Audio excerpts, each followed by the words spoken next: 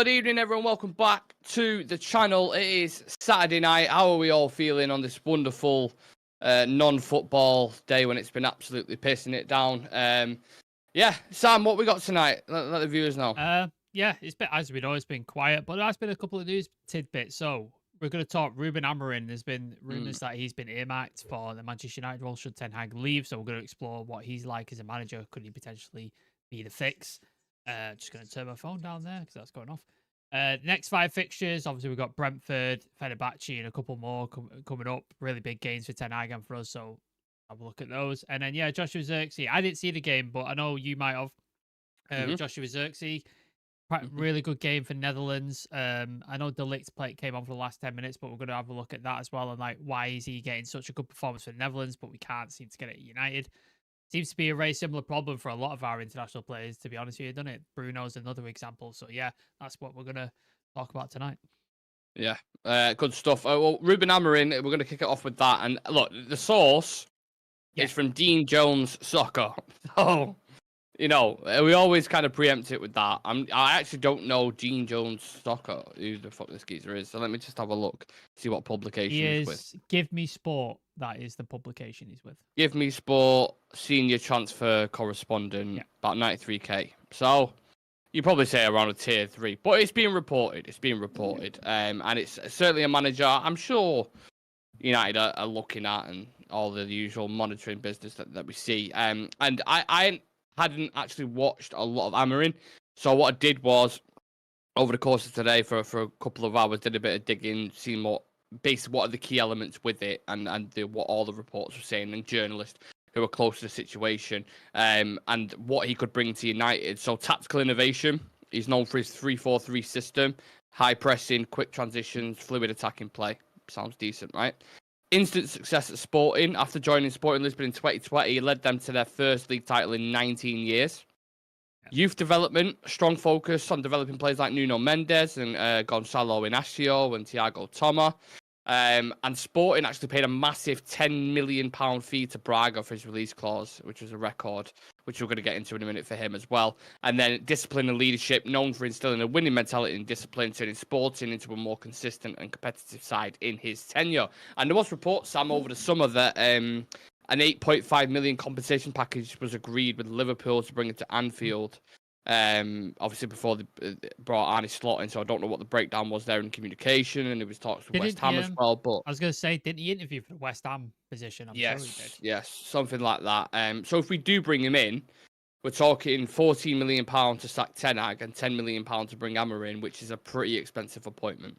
That is a transfer fee there, isn't it? That's like a lower end transfer fee. Like, that's like Dan James money, isn't it? Dan James is about 20 odd million. So it's a pricey thing, and I think I've had a look at him as well, like some of the stuff he's done, which I'll sort of touch on in a bit. But just in terms of the money alone, you have to get this one right, because on paper his CV looks pretty similar to Erik Ten Hag. Would you not say? Yeah. Like similar amount of trophies, similar level league, working with young talent, bringing through distinct system, distinct style of play, all that sort of stuff, but not very experienced in sort of top competitions. Not won a Champions League, not in the Premier League. There's on paper, it just seems like Ten Hag 2.0, but in the Portuguese league, and it's just like, are we going to go for another project manager? Because I personally would be all right with it, but I know you wouldn't be. You want somebody to come in and hit the ground running. I know a lot of other fans probably might feel the same way. Like they're sick of, all right, we got to wait another 3 years for this guy. We got another wait 4 years for this guy. I think fans might be a bit impatient, and he's going to have to expect that coming in. So I just think, are we just taking a sideways step here rather than taking a step up, if that makes sense? Not that he's a shit manager, like, because I don't think he is. And a sideways expensive step at that. Like, it's not like it's not coming without its own risk, like you say. I was looking at the pros and cons of him coming into United, and I touched on it before. Youth development, tactical flexibility, modern high pressing game, winning mentality, all tick. Yeah, sounds fantastic. Downside, limited experience, pressure and expectation, uncertainty over certain defensive issues, which has been questioned on before, which we definitely don't want, and inexperience in the transfer market. So it's quite a balanced argument when you're looking at this. I don't see him as a tier 1 option at the moment. I'd say he's a No. little bit below that for me personally, which is why I don't see United going for. I could be absolutely wrong, but I really don't see it personally. If Ineos want to restart this project, which I don't think they do, like I think they're obviously committed to this Ten Hag project. If they wanted to restart from scratch, then obviously this might be a guy you consider. We're not in the same position like Liverpool were in, where Klopp left the team in a fantastic state, and it was just a nice sort of easy slot in. There's my pun there. For Arne to sort of come in and work his magic, and he's not had any issues really because the team was set up so brilliantly. It was on a high. It was working already. Ten Hag leaving this team now, and Amorim coming in. He's coming into a dysfunctional team. Confidence is low. Mentality is waning. Lots of changes going on upstairs. It's a very bad situation for a young, inexperienced manager to come into. I was looking at the players he's worked with, though. So he has worked with Mateus Nunes, Nuno Mendes, Nuno Santos, Pedro Porro, João Mario, João Palhinha, Gonçalo Inácio. So he's worked with a lot of really good Portuguese talent. So I think did he work with Aguate as well? I'm sure he did it. Lisbon. Yeah, Sporting. Yeah. So he's worked with some really good players. So the potential is there. It's like he's got them spotted, and they've ended up going on to make big things in their careers since leaving there. So might be a good candidate to sort of bring the likes of Kobe Mainoo, likes of Garnacho, Lenny Yoro, those kind of guys to the next level. So that might be the option. But again, I know you don't want a project manager right now. So that's the sort of debate, isn't it? I suppose to play devil's advocate on it, there's a risk with any manager, really. There's a risk that you bring Tuchel in, he might, bring instant success, but then there may be no longevity in that. You're talking, potentially falling out with players or coaches or higher, which is always going to happen because every club he's been at, Dortmund, PSG, Chelsea, apart from Mainz, I think, he's had an argument with the recruitment team or the sporting director. So that's a risk in itself. Ruben Amorim, like I said, inexperienced at the highest level. That's a risk in itself. I don't think there's one manager that you can go and get really who's like guaranteed to succeed. No. Even if you bring Ancelotti in, there's probably some concerns that, we ain't got the level of quality required. Yeah, and I think you look at like this again, there's some good things about Amorim. Like he's wrestled away the stranglehold that Benfica had on the league title. I think he got Sporting's first league title in, was it 14 years? How long was it? A long time. Let's put it that way. And United are in a similar position. Used to be a giant of English football, haven't won a title in a long time. So there's a lot of stuff there. I get your point with Thomas Tuchel.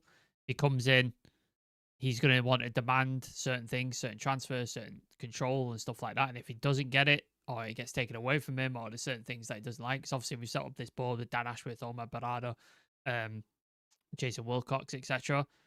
He's going to have to work cohesively with them. Is he going to want him to do that? I think he's kind of used to just getting his own way and the way he wants it to go. And obviously under PSG, he didn't have that. That's why he fell out with him. Under Bayern, you don't have that. That's why he fell out with him. Chelsea, you don't have that. That's why he fell out with him. Doesn't look great for United when we've got a similar structure now in place. He's probably going to fall out with him at some point, isn't he? Yeah. I just think getting into this second week now, I don't think anyone like this is going to come in now. We're in the first week, end of the first week of international break. You'd be mad. You'd be absolutely mental if you were left Sporting now to come to United. You'd be timing wise as well. I think it's fucking way off mid-season, and that's why I think it's difficult. Because I mentioned this on the afternoon show, the ones that we want as well.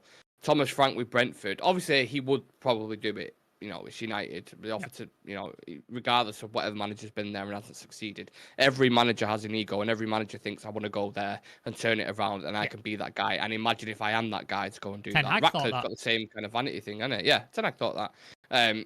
But to then go to the team and say, "Hi, Brentford, you have started really, really well so far this season. Better than us. Better than us. You're higher than us up the table. We've got a juggernaut of a job here. We want to take your manager off you. And you're going to have to go find a new one. They're going to be fuck off, pay us 10, 15 million quid minimum." Yeah. That's the difficulty with it. Yeah, and then again, we know Thomas Frank is very, very detailed. He's got set systems. You've seen his set piece. Like he's got about 30 different set piece like things he likes to go with. The kickoff thing that he started doing recently, where they score straight from the kickoff. He's got loads of little intricate set piece things How long is that going to take to implement within United? Do you know what I mean? That's the way he operates, very detail oriented, very sort of like stuff like that, which is again very similar to Ten Hag. How long is that going to take to implement? It's going to take a while, isn't it? It's not going to be overnight. Yeah, I was saying about Thomas Frank, I dismissed it last season. It was a bit stupid, to be honest, because he is a really good coach. Yeah. I was saying if Thomas Frank is the answer, then what's the question? But to be honest, we have tried every other manager. So what, you know what I mean? Like, I don't know how you can get this right. I don't know. There isn't a right answer. There isn't a right answer. There isn't. You just have to try it again and just hope and fucking pray that it works. Otherwise, we're another 2-3 years down the line. It's the toughest job in the world, isn't it? United at the minute in world football. I genuinely believe that. Yeah, I again, what's the phrase? Poison chalice. Like that's what United is. Like on paper, it's the really shiny cup. It's got all the jewels in it, and you think, oh, that looks amazing. I'd love to get one of those. And then when you get a hold of it, you start drinking it, it ends up like Indiana Jones. It just sucks your face from your fucking skin and just it ages you about 40 years and stresses you and ends up making you look like incompetent mess when in reality you're not. Like we've seen every manager that came to this club beforehand was highly touted and gone, this is a great manager. And he's left United and people have gone, what the fuck happened? Every single time. Players as well, yeah. Players as well. Players, the majority of players, 95% of players have come here and they've all gotten worse. Every last one of them. So there is something about United. It's like an unspoken thing. I don't know. I can't put my finger on it. You touched on it, I think, in the afternoon show with Benny McCarthy's quotes. And he was speaking about mentality. And he says, in training, they look fantastic. They look amazing. And they were like up for it. And then it comes to game day and everything just falls apart. And they go, what the fuck was that? What happened there? Like, they don't understand what happened. And it's mentality. And I think it's in the bedrock of the club now. I think it's in the core of everyone and everything. And it just like leaks. mold in it. Yeah, and it just leaks into players. You see players come in, you think, yes, they're going to be great. And then it just slowly seeps into their veins and they just start coming down with it. And coming down with it. Same happens to managers as well. And it's just, how do we get rid of that? Like, how do we change that? It's a really difficult question. If the utmost professionals at the top, highest level can't do it, I mean, I don't know. I'm genuinely confused because when I'm reading those quotes before and he's talking about how fantastic Ten Hag is tactically and how much of an analyst he is and how hard he works and all this kind of stuff, you're like, it's hard to believe because you watch us on the pitch and you're like, what's he on about? He's obviously seeing stuff in like, you know, when he's picking certain players, he's obviously seeing something in training and going, they're up for it, and then picking him on match day, and then it's not. But that's why he must be just so confused himself in it, because he's like, if these guys saw what these were like and what he was doing, how the tempo and rhythm and how many goals he was scoring, they'd be like, unbelievable. So somewhere in the middle ground that isn't transferring over to, I don't know. Mentality, innit? It's all. Weird. It seems like it's mostly psychological to me because the ability's there. We've seen it. We've seen these players play extremely well and like get up to standard. But mentally and psychologically, they're just not turning up on game day. If there's some slight resistance, whether that's going a goal down or the system doesn't quite work, they just seem to break quite easily. They're really, really weak, like mentally, and it just seems to fall Even apart. new players that come in, though. Yeah, exactly. That's what I mean. Players that have been here a while. Yeah. The only people I've seen who've like the mentality is still there is Johnny Evans. He's the only one. Johnny Evans seems to come in and doesn't seem to matter, but I think that's because he was brought up under that Fergie system where mentally you're bulletproof. There's nothing getting in there. You're just fucking 100%. Most of these players we've got right now, they don't have it. They just don't. Did you listen to Roy Keane and Wayne Rooney on Stick to Football about this? How they were talking? It actually hurt me a bit listening to Roy Keane talk about it, and he was like, I couldn't he was sick to the stomach of the thought of not trying for other teammates or not. Here. Yeah. And just listening to it, even Rooney was like, sometimes I used to play in defence. I used to anything I can do and make sure you enjoy the hard stuff. Make sure you enjoy the stuff that nobody else wants to do. That's what winners do. And I think that's one thing you can certainly say about this side at the moment is they don't enjoy that side of stuff. No. They don't like it. They want to take the praise when they do something well, but if they're criticised slightly, then it's like, no one can criticise me. Blah, blah, blah. Like, did you see the Phil Jones interview with Rio? Did you see that one? Yeah. He was saying the same thing. There was like people coming in, they were dancing and stuff. And he's like, I couldn't say anything. And he's like, what do you mean you couldn't say anything? He's like, it's just there was too many of them. He said if I said anything, like it just the people would kick off, and he's like, I couldn't say anything. And he said in training, the most intense, tough part of it was the 7-a-side before the match. He said because you didn't want to lose it. He said if you lost that, you'd be killed for it. And he said you didn't want to lose that. It was like old versus young, I think he said. He said you couldn't lose that. Like it just wasn't an option. So then when it came to game day, it was like, this is a piece of piss, because that thing on Thursday was the most intense thing. And this is dead easy. So I don't know. Like, obviously, we don't see training, and now they've erected a fucking wall, so we can't even see it anyway. So I don't know what's going on. Like, in between training and the game, I don't understand what's happening. The fact that, the fact they've got these games that have gone on so far, right? And I think they've not had the toughest run of fixtures. They've had a couple in there that have been difficult. But it's not as if we've had, like, a City at the Etihad or Madrid at the Bernabeu or anything like that. We've had winnable games there. Very, very winnable games. And they've struggled to get it over the line. And I think because Ineos have gone more down the, like, younger recruitment strategy, I think you've lost a bit of experience in there. I think by doing that, which you've already said, you run the risk of you're in developing stage and not quite there yet. So when you have Menu, Garnacho, Ahmad, even Dallo's still relatively young, Ugarte, Yoro, all these guys coming in, they're very new, first time in the Premier League for all of them really, or for the majority of them, Mateus included. So you run the risk of doing that, and I think that's blended with the mentality at United.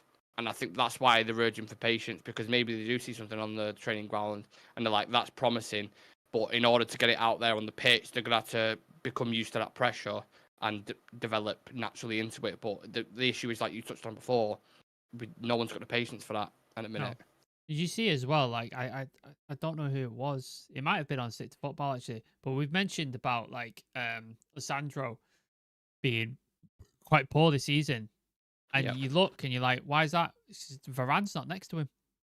Yeah. The experience, like the experience and the way he complimented Lissandro, like he did the things that Lissandro wasn't good at and was able to fill in where he wasn't. That's why he's suffering. Like that's why he's not having it. He's next to a brand new partner. I know he's played with him before, but he's next to a brand new guy who his qualities don't complement his qualities. So there's a bit of sort of like, are you going? Like, are you staying? Like what? They're not sure what to. Whereas Varane is like perfect sort of like Rio and Vidic, that kind of thing. It was the perfect sort of like yin and yang. And then you've seen like with Eriksen coming to that midfield, the experience and the class and the sort of stuff he's had, and he's looked our best player by far. Same with Johnny Evans, another one, because of the experience and because of the mentality and the sort of thing that it's made a difference every single time. But then you look when you play like Casemiro should be one of those guys, but then when he's coming, he's looked terrible as well. So it's just it confuses me. It really confuses me. I think we should change our name to Mindfuck United. That should be our name, because no one has a clue what's going on, including I bet the coaches are scratching their heads just as much as we are. Benny McCarthy. He was like, tricky one. Speaking of tricky ones, let's take a look at the next games after we come back from the international break. Even though United have been shit, I can't wait for football to return, because I cannot stand. As much as anyone else, I hate the international breaks. Did you watch that England game? Fuck me. No. Was that? No. It was. I think I switched it off after like 25 minutes. It was awful. Just awful. No, even for England, it was fucking bad. That was really bad. No. I just stopped watching England now. I can't be arsed with it. It just does my head in. So we'll try and look forward to the future. United will probably be as disappointing. We've got Brentford at home, Fenerbahce away, West Ham away, Leicester at home, Chelsea at home, POAK at home, and then Leicester at home again. Again, I look at that fixture run. I know there's a couple of tough ones in there. The Fenerbahce one's kind of the standout, and then Chelsea at home. But I don't think they shouldn't, on paper, is what I'm saying, be difficult. But with Man United, you can see a lot of banana skins in there, can't you? Brentford is the one that worries me. Every time we play Brentford, it's a bad game.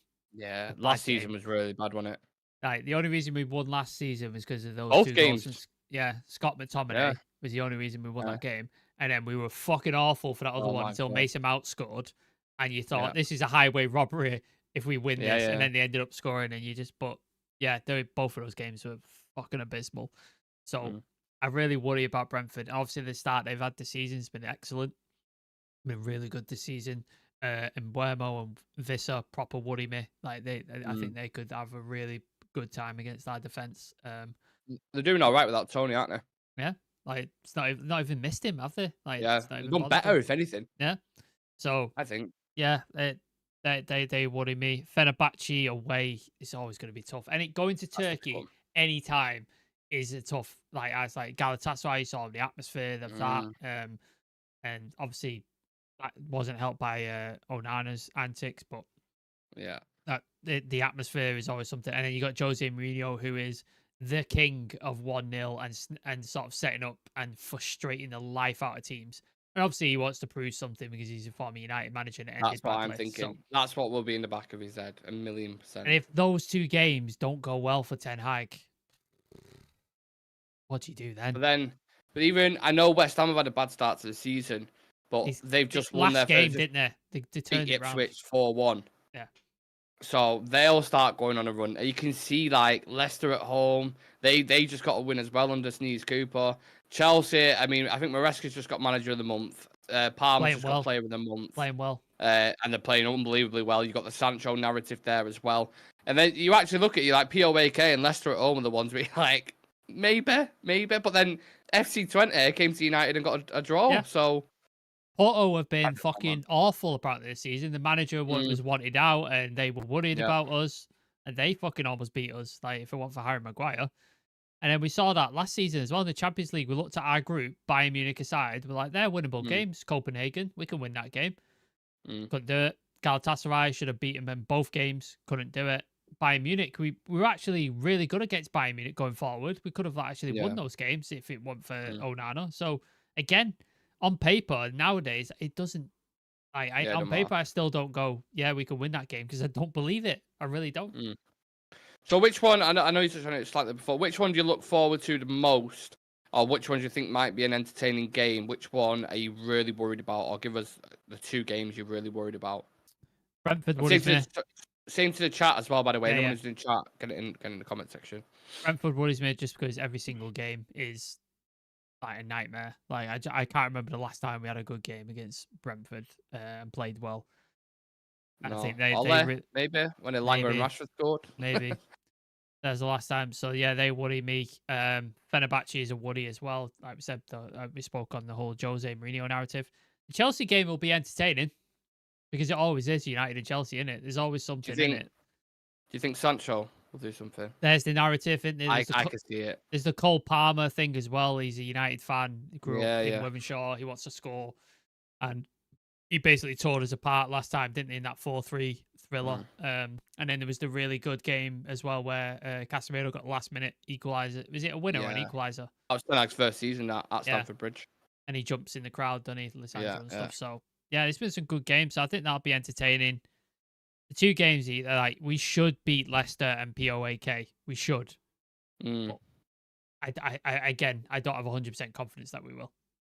I see that Chelsea one being a real fan divider. If Ten Hag's still in charge by that point, which I don't know if he will be, if he is, it'll be the first thing we're worried about is if Sancho even gets an assist in this game, the noise that's going to be made. Can he play? Yeah, because he can. It's a permanent transfer. No, it's a loan, innit, with an option to buy. Yeah, if he gets a certain amount of appearances, though, isn't it? I think. Yeah. But if it's a loan initially, so I think it's the club's prerogative if they want to insert that in there. So I don't know if that clause is. I'm sure we'll closer to the game in itself. Because normally on a loan you can't play against your parent club, can you? So that would. I mean, they're not like strapped for options, are they, Chelsea? So go with João Felix, go with Raheem Sterling. Sorry, go with the many others that you've got. But yeah, Madueke, etc. Let's go back to the chat. Chris Pep saying I would prefer Frank over Tuchel. It's interesting. I should have never turned my nose up at Thomas Frank. I think I do like him as a coach. He's done really well. And yeah, I think we should definitely consider him as an option. Punch Paint saying Bruno needs to take charge in that locker room. You can't do that if his play continues to suffer. Richard saying big up. Chelsea and Sancho will give us a proper beating. He only gets cup tied. He can play in the league. That's from Charlie Malman, apparently. So, very interesting.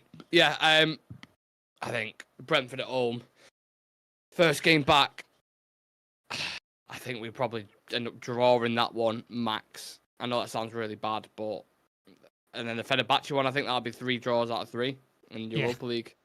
Yeah, I do. I think we have 3 points from 3 games. Can definitely see that. It's so depressing to look at that Europa League and think we might not even qualify out of this. And it's easier this year what I mean. as well, in reality, to get through. Mental. Shocking. Absolutely shocking. But they're the games anyway. Let us know your thoughts and feelings. Do smash the like on the video and subscribe to the channel. Obviously, it's the international break at the moment. A lot of United players off with different countries, England, Netherlands, etc. And one player caught the eye last night, Joshua Zirkzee. Great performance. There's quite a few clips, cameos of him. Really good technical ability. Have we seen the best from him yet? Do you think, or do you want more from him? I've seen elements. Like I've definitely seen pieces of him where I've been like, I like that. Some really nice touches, dropping deep, link up play and stuff. I've seen some really good sort of things from him. I think we're yet to see the best of him. I think there's definitely more we should expect and more to come. He looked a bit dodgy the other game, didn't he? He looked a bit heavy when he came on and his feet were all over the place and stuff. So that was a bit worrying, but he looks good for the Netherlands. So I think maybe he just had an off day. And I think it's a bit early to tell. We're 7, 8 games in. I think it's probably a bit early to tell. I think we need to give him a bit of time to get used to his teammates, get used to the league, that kind of stuff. I think he can be a really good player for us. I don't expect him to be a goal-scoring phenomenon. Like, I don't expect that. I don't expect 25 goals from him because I just don't think he's that sort of player. But I think he could be really good. I think he'd be really interesting if we used him maybe in a 10 or he played with Rasmus Højlund. I'd love to see that sort of Will Ten Hag do that? Probably not, will he? Probably not. That's the thing. So, yeah, I think his finishing has to improve, though. I think he's gotten a few chances and a few opportunities where he needs to put it in the back of the net. There was one way he gets it and he's in the 6-yard box and he just hits it and the goalkeeper makes a save. Was it Palace? Was it? I want to say Palace. I don't know. I remember him having a couple of opportunities against Liverpool, which he probably should have put one of them in. Yeah. Palace, I think there was a couple as well. Yeah. Yeah, he just seems to his all around game's good. He's not the quickest, but I think we always knew that. I think him and Rasmus dovetailing together could be thing, man. I'd like it. I could see someone like Conte, for example, the way he used Lukaku and Lautaro Martinez as a double striker partnership. Yeah. If we was to go to a back 5, which we never fucking will do, no. Or even a 4-4-2, Emery plays for like Rodgers and Watkins together, doesn't he? Yeah. Like you can do it, but he won't pivot. Will he won't pivot. No, but I'd love to see it. I think they could him dropping deep to receive the ball off the midfield and then playing it in to Rasmus Højlund. I think that could work really well. Like I'd love to see that. I'd love to see just drop Bruno for a bit and put Zirkzee in the 10 and then play it there. You can keep his system, but he can sort of have that sort of dovetail, like you said. But yeah, I just don't think he'll ever do it. But yeah, we need to find a way. Right, we've got so many players in this team where we're not playing to their what they do best. We're not sort of taking advantage of it, and Zirkzee's ended up becoming one of those as well because we want a goal scorer, and he can score goals, but he's not that threat number 9. And then Rasmus Højlund is supposed to be that guy, but he's still very raw, very young. It's only his 2nd season, and then he's playing with 2 of the most selfish wingers in the world. So it's just it doesn't work. It really doesn't work. I can't be a hypocrite as well. You got to think it's international football in it at the same time. Yes. So you do see sometimes players going off and performing really, really well. And, the odd occasion, it's the tempo slow. I think he played Hungary last night. Netherlands. Was it Hungary or was it? Yeah, I think it was. So it's still a competitive game in that sense, but I think the rhythm and tempo is definitely different to the Premier League. But so you only go so far in your praise for him. But I like him personally. I like what he brings. I like to look at him Bologna, but even before he comes to Man United. But I think with him, everything has to be right around him. He's not one of those guys. He's not an impact kind of guy. He's not a lead the line number 9 guy like that. No, he's not the impact. But if you've got a good squad around him, he could be part of a good group, I think, and a different profile that we definitely needed. So interested to see how he kicks on. But yeah, I think we can wrap it up there, Sam. unless anyone has any kind of, for the last 5 minutes, Q&As, anything that you wanted to touch on, anything that's on your mind on a Saturday night that's football related, what we're happy to get into. Richard has put, I've given up on Brony in October. Yeah, I feel you, mate. I feel you. Punch, mate, we have to beat West Ham. I'm more worried about that game than I am about Brentford. Yeah, I could see it. I could see it. I'm just like, all of them, really, realistically, apart from POAK. Is that where Polistri went? Yeah, I think so. Is it? Yeah. Yeah, so, POAK Athens, I'm pretty sure. Yeah, you got narrative in every single game there. Even the Leicester one, I'm like, I can see Jamie Vardy scoring in that against us. I mean, a shit house with each one. So, I don't know. I don't want to be too negative about it. Hopefully, they've had time over this 2 weeks to really, put some work in on the training ground for whatever players could stay. I don't know who's gone away and who's not in terms of the full squad list, but you'd expect him to be back as well. Ahmad's there at Carrington because he had an illness. Cobby didn't go, did he? Because it was an issue. Garnacho didn't go either. Garnacho, Mazraoui didn't go because of a heart thing. So I know there's a couple who stayed. I think there's definitely. Yeah. Going to be interesting to see what it does at the left back, innit? As well. Who goes there? It's going to be Leacher or Lindelof, isn't it? I think Lindelof. It's going to be one of them. Yeah. But exciting because we get to do the preview on, I think, Wednesday night or Thursday. Wednesday or Thursday night, I think we'll do the preview for that game. So, as always, stay locked in. Turn on that notification bell so you do not miss a thing. We are going to go and record an After Dark video for the members. So, yeah. Enjoy the rest of your Saturday night, guys. And me and Sam will see you in the next one. Peace.